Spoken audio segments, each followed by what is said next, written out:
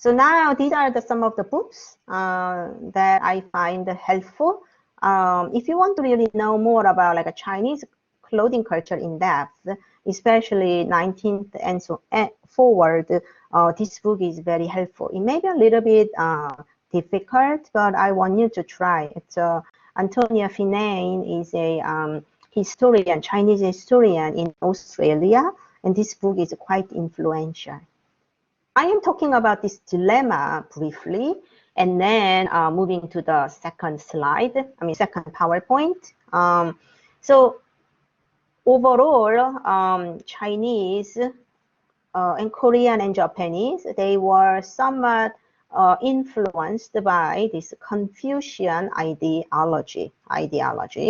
So later when we study Confucianism, I am going to talk a little bit more about Confucius. It was a philosopher named Confucius, and then it is becoming a little bit more like a philosophical school of thought. So we call it Confucian ideology. And the man, Confucius himself, was living around 6th century BCE. So he is contemporaneous to, I guess, Socrates, or people say he was also almost contemporaneous to Shakyamuni, the one who started Buddhism. So it's a very ancient philosopher of like ancient Greek philosophy, but Chinese philosopher. So he believed that education and cultivation of human mind is very important to create a harmonious society. Cultivation of one's mind. So in order to cultivate one's mind, the only way is education. So by reading a book, by learning a good behavior, you can cultivate your mind, and you can be a noble, righteous gentleman. So Confucius talked a little bit about women, but he talked a lot about men, what to do.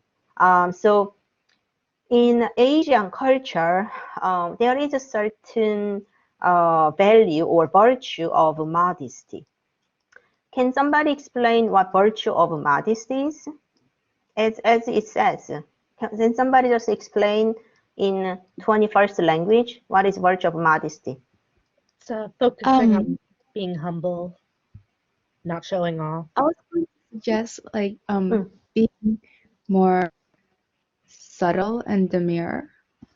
Okay, very good. Yes, the virtue of modesty, right? So you understand what it means in stylistic terms. So can somebody give a example among historical character, contemporaneous historical character or fictional character? Like, you know, when we either watch movie or politicians, who carries that subtleness or the virtue of modesty?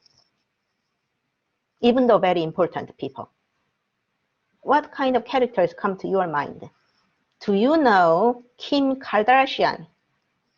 She is my arch-enemy. You will hear a lot about her, but do you know who Kim Kardashian is? I wouldn't exactly call her the version of. No. What I'm saying Not is exactly the mayor. Right. Do you know what I'm saying? So Kim Kardashian is an opposite end of that virtue of modesty. Do you agree? Yes, I think everybody, yeah. I think everybody will agree, right? Kate Now Middleton. you get an idea. Yeah. Kate Middleton, yes.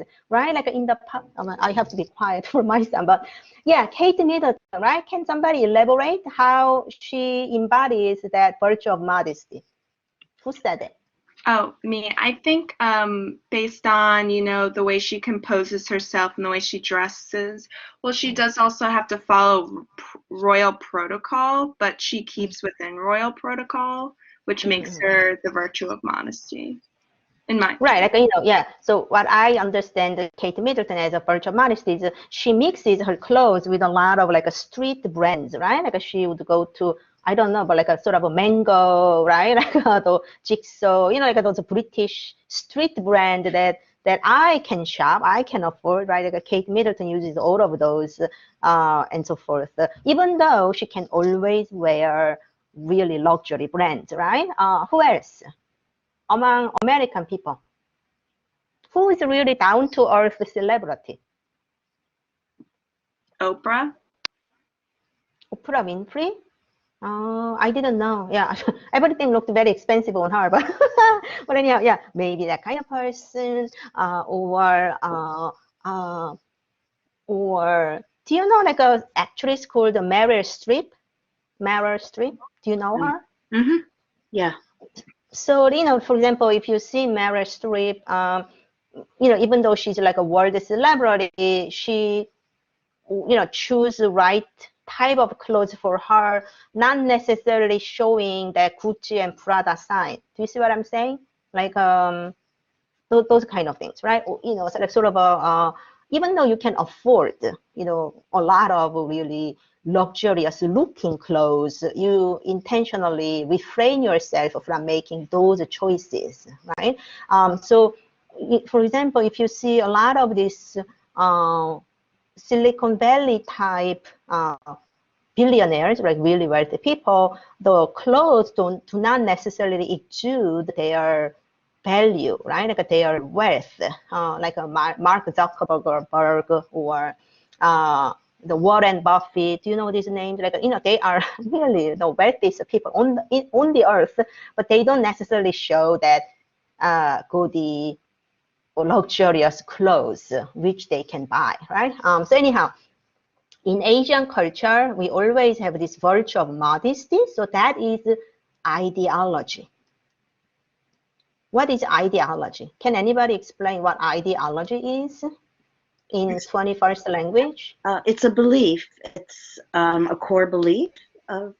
Yeah, sort of a noble idea, right? Like it's a concept, but you know, concept that's in our our brain is very different from the reality, right? Do you agree that ideology is not same as reality? So I want you to have this important understanding. So when you read historical documents or Confucian Analects, this is a collection of this man Confucius' teachings. So if you see these kind of old record, they always praise virtue of modesty against sumptuous clothing. So I want you to read some of the examples. So who wants to read this? Miguel, can you read this? Sure. He, master said. He, master said, a scholar whose mind is set on truth, and who is ashamed of bad clothes and bad food, is not fit to be discoursed with.